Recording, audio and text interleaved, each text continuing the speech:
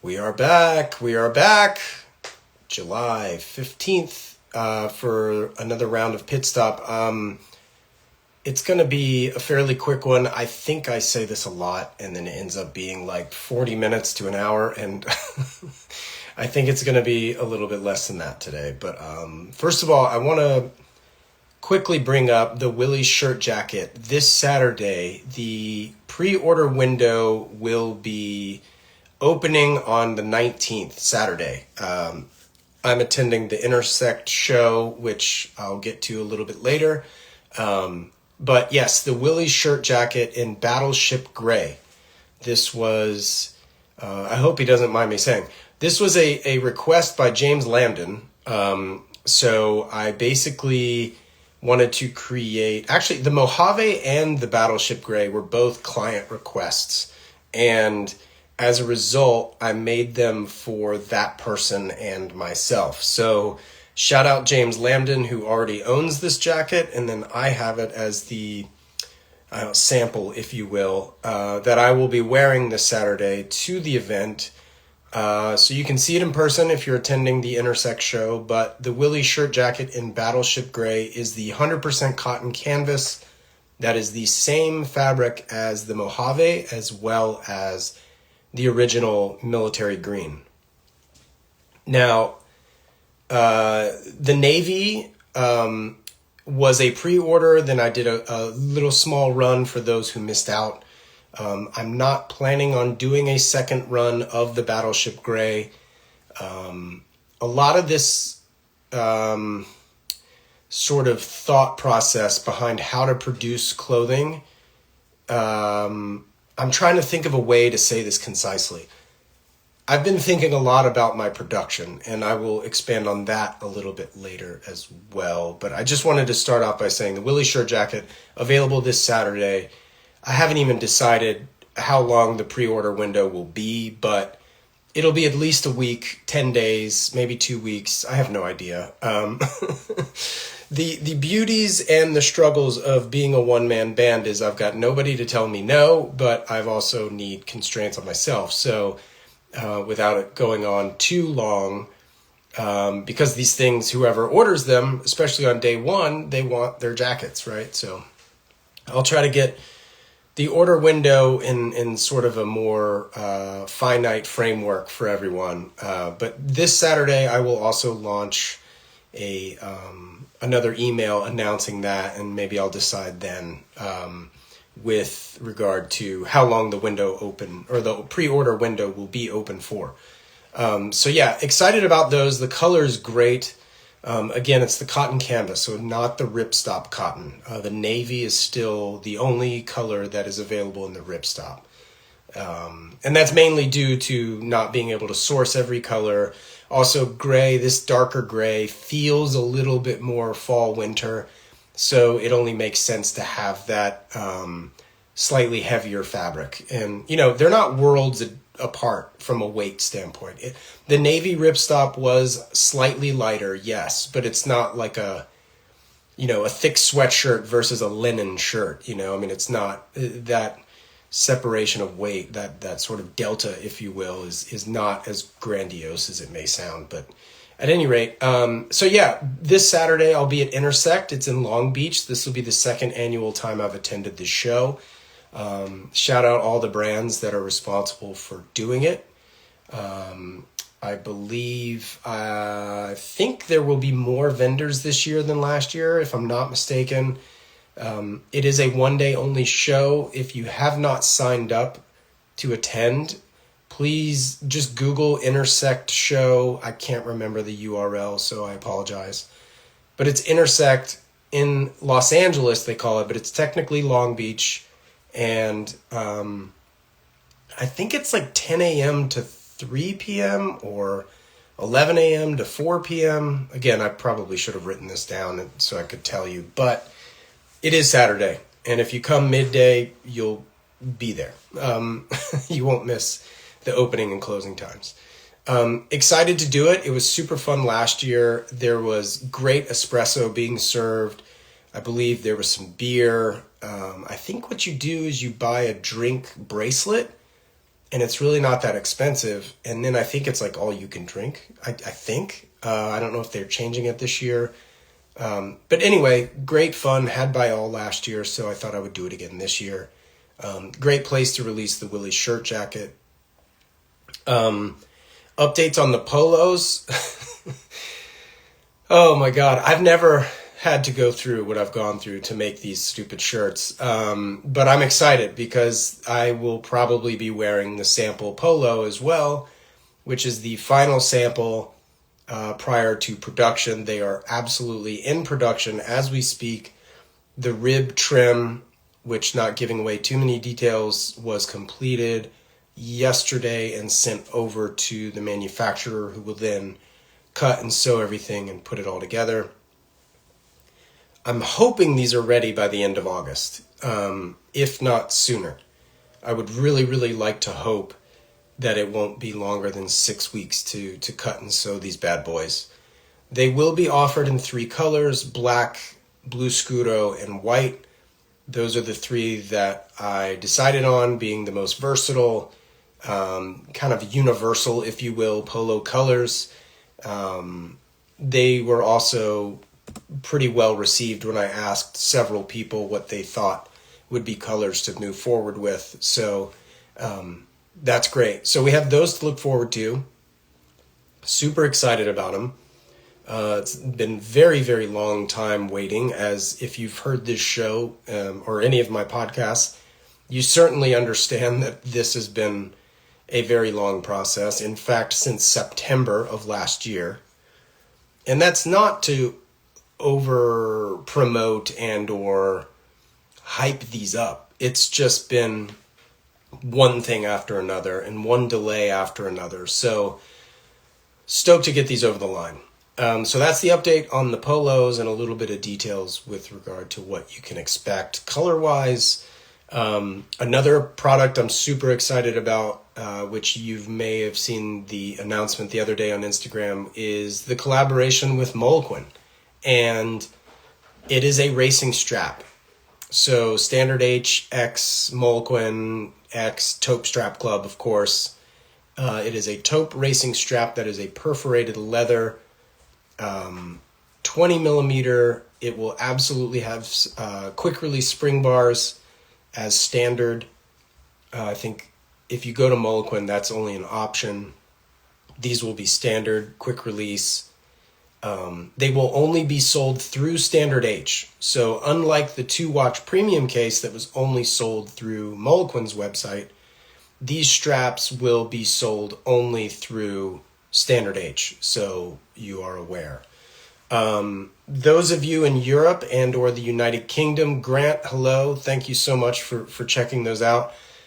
I will see what I can do about getting you those directly shipped from Michael and Moleskine, because the international shipping is silly for such a lightweight product and stuff.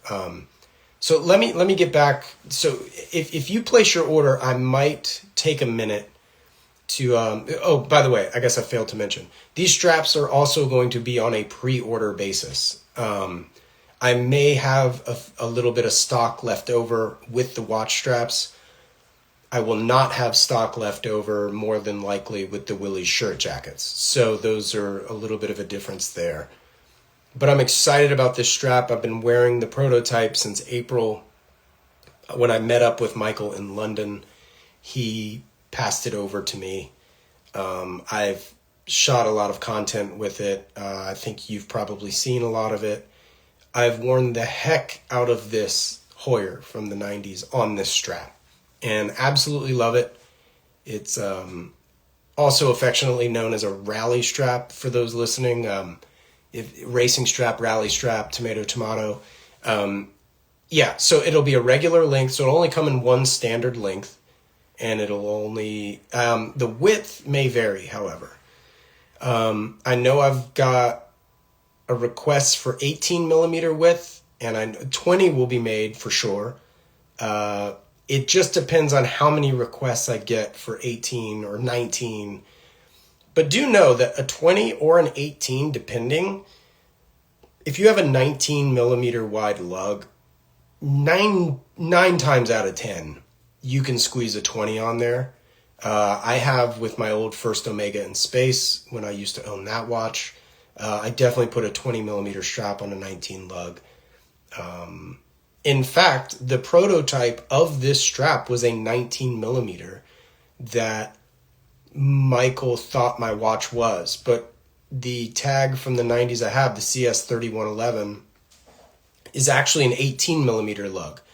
So my personal watch wearing the prototype is actually a 19 millimeter strap on an 18 millimeter lug. So just know that you can squeeze it on. So if we do end up going the way of making 20s and 18s and you have a 19, would greatly appreciate you not having a conniption. Just pick one or the other and move forward. You're probably going to be just fine. So that's what I'll say about the racing strap. Super excited. That pre-order window will open in August. So for those listening and are interested in the behind the scenes details, France, from a manufacturing standpoint, along with Italy, so this may not be news to you from an Italian standpoint, but it was news to me from a French standpoint. They basically closed factories for the month of August. So with the straps, what I'm looking at doing is having that pre-order window exist somewhere in the middle of August so that I can send the order over to Michael at Molquin to then start production, boom, ready to go right at the beginning of September. I imagine they'll be ready by the end of September and in your hands no later than the middle of October. Again, this is all in keeping with the sort of philosophy of hopefully under-promising and over-delivering. So I'm trying to be very conservative with regard to the timing of all these things so that you're not just like hung out to dry and you're expecting something to land in your, mailbox or front doorstep at a certain time, and then it's like 4 weeks after that or something. So bear with me. I am working hard and diligent and doing everything I can do to make this stuff happen as quickly as humanly possible. Trust me, I want this done sooner than any of you. I also wanted to announce the return of a product, which just so happens to be on my head. And this is the original configuration of the Shift logo trucker, a black Shift logo trucker with a white Shift logo pattern. The white background, black logo on top of a black hat. This is the actual configuration I launched Standard H with in 2015. These hats have been out of stock for, I don't know, a year maybe? I kind of went by way of just the navy as well as gray, and then I did the black trucker with a stealth patch. Now I know this is like such a small detail, but I've done the stealth for long enough that I kind of wanted to bring back the OG for a while. So those are being made right now. In fact, I hope they're ready today. So hopefully I will have these available at Intersect in person to show you and sell you to take away. So I'm excited to bring these hats back. It's a hat that I've worn for ages, and I have, obviously my own little personal stock here that I've had for years. Like this hat on my head right now is, I don't know, probably 2 years old. So I'm excited to bring back the black Shift logo trucker as opposed to the stealth Shift logo trucker that's been in stock. So the stealth will now go away for a little bit, as opposed to carrying both. That's exciting. What else? Let's see. I guess I should talk about the assortment in holistically, because I've been doing a lot of thinking this summer so far and having a lot of conversations with customers and monitoring my own stock levels, as well as just contemplating how to move forward and making product. I know with these past two, or actually the last Willie shirt jacket and the future Willie shirt jacket, so those two styles, the navy ripstop and the battleship gray, launching both of these with a pre-order. Now, the question becomes basically, it's not about creating false urgency or creating urgency that, oh my God, I got to order this thing within the next 10 days or else I'll never get it. That isn't the point. The point is really to mitigate inventory just sitting. As such a small business, I can't afford to have so much inventory just sitting. It's nice to have it available for those who find the brand and come on board and are like, okay, great, I'm going to get that, white Avant tee that I've heard about through the Grey NATO podcast or however you've heard of it. Or the shirt that I saw at the show. Can you put a Battleship Gray Willys live? Thanks. Mike, those will they'll be live on Saturday. I don't know if you're late joining, but that's okay. They'll be live. The order window for that will be on this Saturday. So thanks, Mike. Really appreciate the interest. Sitting on inventory it's not profitable until those obviously sell, and I never know when that's going to be. And so part of the reason for doing a pre-order, it's multifaceted, really. Not only is it to guarantee what I sell sells, or what I offer sells, but when you're dealing with really expensive fabrics, it's so that I mitigate the waste that I'm purchasing in order to make it. So not only if I make it, hypothetically, let's say that I make a run of, 20 of these jackets and 12 sell. Easy math, 8 are sitting here in my house. Or if I do a pre-order, because I guess I failed to explain this too. When I'm making the Willie shirt jacket, I'm buying an off-the-shelf fabric that I've sourced. That fabric isn't actually made for me.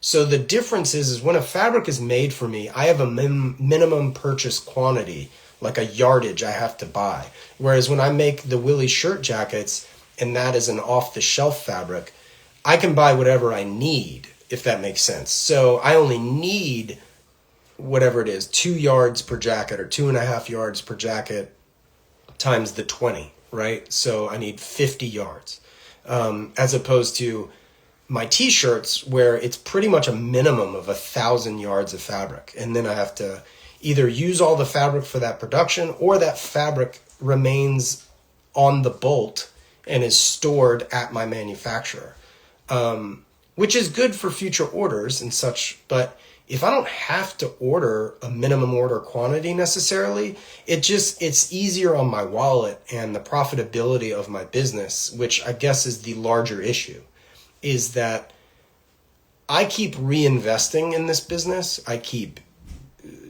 buying new products or buying better fabrics or making new products, all with whatever profits that I've been making, mostly. And so that's just a full disclosure type of sharing.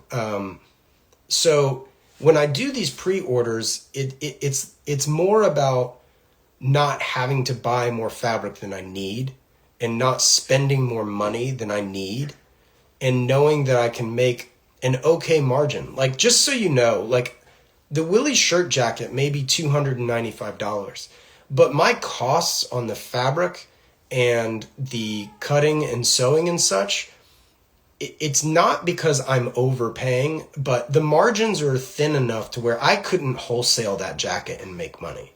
So to put things in perspective, my operating margin on something like a Willie shirt jacket or a Targa Florio jacket's even worse, actually. And those are because those involve minimum order quantities, those like with the lining, for example, because that fabric's made for me.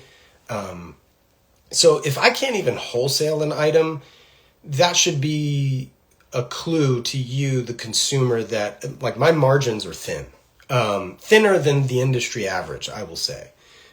So I'm really doing myself a disservice by having things like a Willie shirt jacket lay around my house, waiting, hoping for somebody to buy it. So that's where the pre-order of that comes in. Kind of the same thing with the watch straps, although the watch straps are, net, like the finite money, the dollars involved in ordering a watch strap is very different than the dollars involved in making a jacket.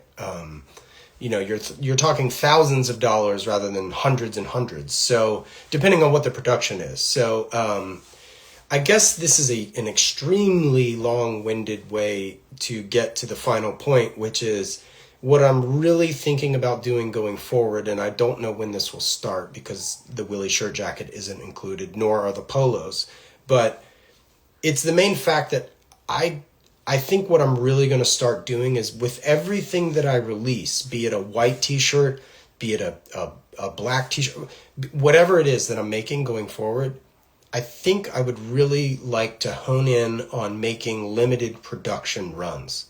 Meaning this new RS t-shirt, rather than making what I think I can sell, I'm just going to say, look, I'm only making 20 or I'm only making 30. And again, an RS t-shirt, same thing. Could barely wholesale that if I wanted to. And the reason why I can't wholesale these items, folks, is not...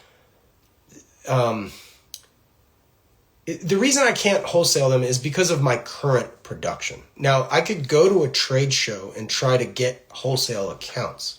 And by doing that, hopefully I can increase my volume sold in order to then make margin at a wholesale level because I'm making hundreds and hundreds of these things as opposed to tens of these things. The downside with doing that is trade shows are extremely expensive to do. Wholesale distribution is extremely difficult to handle because you ultimately become a bill collector. Saks Fifth Avenue, one of the biggest doors in the world, notoriously known for not paying their vendors or their brands. And I can't afford to go down the route of not being paid. I can't front the money for all these wholesale orders that may or may not get paid on. So that's kind of where I'm coming from. Now, if I had, investment and I had, $1 million to work with, then I can make a full collection and go to these trade shows and take that gamble. Because that's what it becomes, that's another thing that is preventing me from doing these full collections that you often see from these other brands. All these other brands that are going to trade shows and offering full collections and seasonal collections, more importantly, those people all have investors. They all have people that are just passionate about what those people are doing, or they're looking for a return on the investment. So that's yet another thing that I go back and forth with, is whether or not to seek out investment. I think if I did, I have a very good friend who will remain nameless just for, because it's none of my business to really talk about it, him personally, and air his behind the scenes stuff. But basically his investors are people who are just passionate about what they're doing. And where I'm going with that is these people don't need to make the money back. They just support my friend and are backing him because they believe in him. And not to say that none of you don't believe in me. I'm not saying you don't believe in me, but I'm saying if you were to come on as an investor of Standard H, hypothetically, right? I would need you to be that type of person. Like somebody who is literally just passionate. This becomes a passion project because you like clothes, you like cars, you like watches, you like architecture. You see the product I've made. Though, if you're that person, by all means, let's talk. Because I would love to grow this business to a place where I don't have to think the ways that I'm currently thinking. I would love to do seasonal collections. I would love to see my stuff in stores. I mean, it would be great. That's its own way of marketing and reaching a new audience, is being in a store that's, in Des Moines, Iowa, or wherever, I doubt I'm really reaching Des Moines as it is. But, so again, just to circle back on what my point was before, is now I think what I want to do is just say, look, there's 20 of these shirts. If you want it, great, because that's all you're getting. Previously, as a full disclosure sort of explanation of how I've done things in the past, is basically I have released something in a very small quantity. Matt, I see your question, buddy. I'll get to it. I promise. The production, say I'd make for the first run of Targa Florio jackets, right? I think I made 20 or something like that to begin with. I can't remember. It's been several years. And then if they sold well, I would make more. Or actually, you know what? My t-shirts are a prime example. I'd released like 30 units in like 5 different colors. And then if those colors did well, I'd go and then make like 100 of that color or 300 of that color or whatever. And the point being is tiny quantities to gauge the audience. And if the audience were there, then I'd make more of them. To me, that made sense historically. What I've started to find a little bit is that, and I don't know if this is just a byproduct of me not having the audience I think I do or what, but I think what it is now I've done the same thing, but what happens is that second run that ends up being 3, 4, 5x in quantity, I end up sitting on a lot of the inventory, either half of it or a third of it. But my whole goal is to sit on none of it, right? Like I want this stuff to sell. I want it to be in homes. I want it to be enjoyed. You know, if you're a watch brand and you make a bunch of watches and have them sit in a case line in a wholesale account, that doesn't do you any good other than to, you know, pray that somebody stumbles in that store that day and purchases your watch. It's kind of the same on my website. Like I'm hoping you like Gulf Blue, or I'm hoping you like Blue Scuro. So I think now it's really just a function of not just trying to sell the product, but really to become profitable and really move the mark towards selling through the inventory and not sitting on it. I don't know. I feel like I'm starting to kick a dead horse now.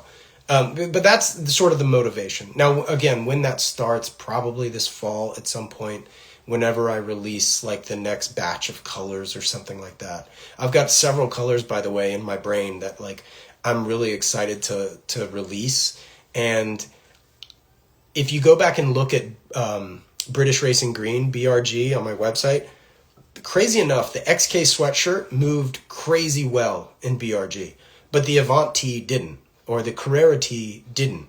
So that's another thing I have to sort of juggle and monitor is what product should I release in this color, or what product shouldn't I release in this color because I don't foresee it performing well. It's a complete guessing game. There was no way for me to predict that sort of thing. So again, I've used the term before, but like, or the phrase is like, you're constantly having to be a mind reader. Like what do you guys want? Or you don't know until you're shown, as Steve Jobs would say. But the thing is I'll show it to you and then I'll release it in 3 different items, but only one item sells well in that color. Why? Couldn't possibly begin to tell you.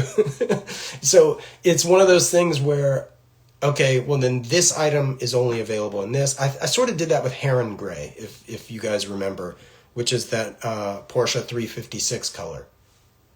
Sort of an off-white, along the lines of the lightest gray you've ever seen. But next to white, it looked gray, but otherwise it looked just like white, sort of. But it's called Heron Gray. I only made that in the Synchro sweatshirt, and then I later offered it in the XK sweatshirt. But it never came in the Vanagon hoodie. It never came in any other version of a t-shirt. And those sold pretty well. But I think even to this day, I think I still have a double extra large and a Synchro sweatshirt in Heron Gray. It's been there for like a year. I think I produced those like in August last year or something. Maybe longer, I can't remember.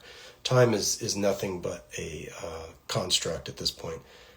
Benjamin West, how are you, sir? Good to see you, man. Hey, we need to jump on a phone call. I need to talk to you. But it's good to see you, Ben. Thanks for joining. Okay, Matt, let me get back to your question. I'm scrolling down here. What are the downsides to having investment? Are there any unique hurdles that you would face having investors versus going alone in a particular industry? It depends on what your investors are getting, right? Like, is it just money for money? Are they getting equity? More oftentimes it's equity when you're somebody in my shoes. So yeah, giving away part of my company is something I've gone back and forth with time and again for 5, 6, 7 years, and I'll be honest, a lot of the entrepreneurs that I talk to, some of them have done that. Some of them have been fine with it. Some of them have regretted it. I've talked to a previous podcast guest who has several investors, again, will remain nameless.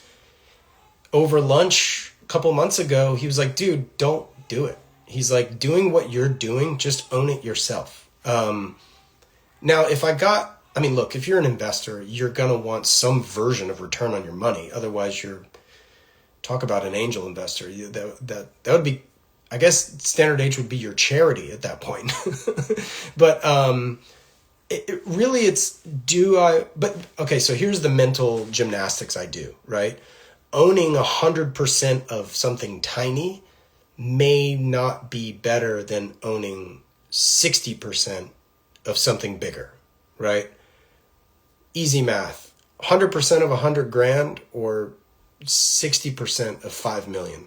Like you do the math, right? Like what's a better financial decision? The downsides also, Matt, of investors, sometimes, again, it's about working with the right people. And where I was going with that is along with money comes questions. It comes expectations. It comes sometimes creative input that was unsolicited. It's my money, so I think we should do this. That is not what I want. I don't want to be told what to do. I want somebody to be on the ride with me. Now, does that mean that conversations won't happen and it's just like me saying, give me your money so I can do whatever I want with it? Absolutely not. That's not what I'm saying. But the good thing about that scenario and having those types of conversations is somebody could say, well, Wesley, like, let's be honest, like maybe opening a store right now doesn't make sense because some people request a 3-year lease or a 10-year lease and your store isn't even proven yet. I mean, having those types of conversations are really what finding the right partner means and why that's beneficial. Because they're not easy to find. The right partner is not easy to find. You've heard this stories time and again. I mean, I don't know if you guys are into fashion, look up the brand Halston from the 80s. And there are so many stories of designers losing their name, quite literally. Like their label is their name. And their investors are able to get them out. And then they're bought out.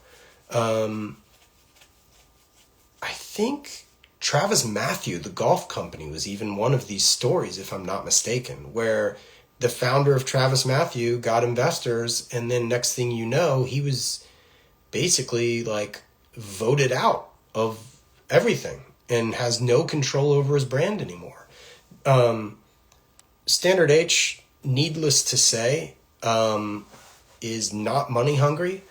And that's not because I'm independently wealthy. It's because money's important. It's not everything. I also think that money is necessary to move forward, which is why I think it's smart of me to maybe focus on the profitability and the sell-through of these products that I release, as opposed to I'm gambling on this doing well, effectively, is how you would explain that.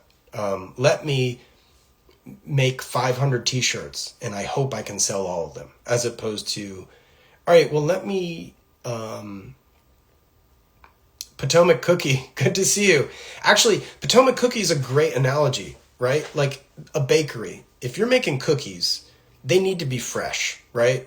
So Potomac Cookie isn't going to make 17,000 chocolate chip and 4,000, I don't know, white chocolate macadamia or whatever. Like, you need to sell through all that stuff. So they're probably going to make a couple hundred of these and a couple hundred of those, as opposed to thousands of this and 1,000 of that. Or otherwise, the cookies are going to go bad. Now, granted, those cookies will spoil. My t-shirts don't spoil. But a spoiled cookie is just as worthwhile as a t-shirt sitting on the shelf and not selling, is my point. Because you paid to make it. The resources have gone to the product. The product is not sold. So let me also just say, for the most part, like my inventory is not sitting forever and ever and ever. And there are certain products that I do want to have available. Like a white t-shirt should always be available from Standard H, for example. Just throwing that out there. But it's when I take a gamble on certain colors. Like I listed BRG earlier. Great in the XK, not quite as well in the Avant T and the Carrera T. Hot take, white chocolate macadamia nut is gross. Different conversation, Matt, but you know what? Everybody's entitled to their opinions. Somebody out there is triggered, I'm sure, but yeah. Different strokes for different folks, I guess. But yeah, so what was I saying? Yeah, so anyway, I just wanted to let all of you know and sort of make the announcement that the holistic approach to manufacturing going forward might be changing a little bit. Some products will still be pre-order. That isn't the goal. I still would really like to be able to just like make things and have them ready when they're announced, as opposed to announcing a pre-order window only to make them. And it's like the timeline between announcement and you taking delivery can be months. And that doesn't really make me feel good. I like to really, I want you guys, and it's not just because of immediate gratification either. It's just, look, when you go to a website and you order something, let me tell you a tiny story. A few weeks ago, I ordered a product. I didn't even get a shipping notification for a week. And then for some reason, this product went from Oregon all the way to New Jersey and then to my house. Think about that. I'm in California. The product is in Oregon.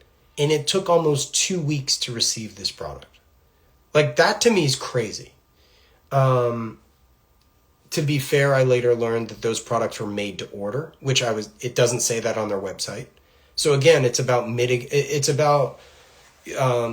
managing expectations. So me as a customer, my expectation is I order something from your website, unless you're telling me it's made to order, how am I supposed to know that it isn't shipping for a week? Like, it was just a poor customer service experience. And I don't want anybody ever to look at Standard H and be like, the customer service sucks. You know, like, I really do try to go above and beyond for everybody. And sometimes to my detriment. But I'm an optimist at the end of the day, and I believe in what goes around comes around. And if I lose money in this certain instance, I'm a believer that I'll make that money somewhere else. It's not always eye for an eye or, one for one. It's sometimes taking 2 steps back to make 3 steps forward. That's just the way I look at it. And if that's not the ethos of Standard H, I don't know what is. Optimism is something I hold near and dear to my heart. And obviously you can't start a business unless you're optimistic. If you are a pessimist, entrepreneurship is not for you.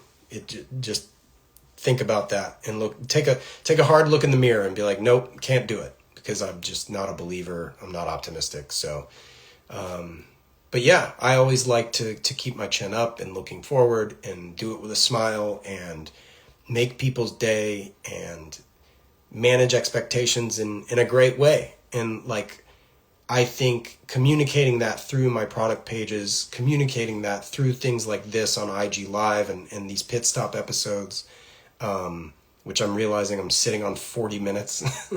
I'm going to wrap this up, but that's everything I wanted to share today.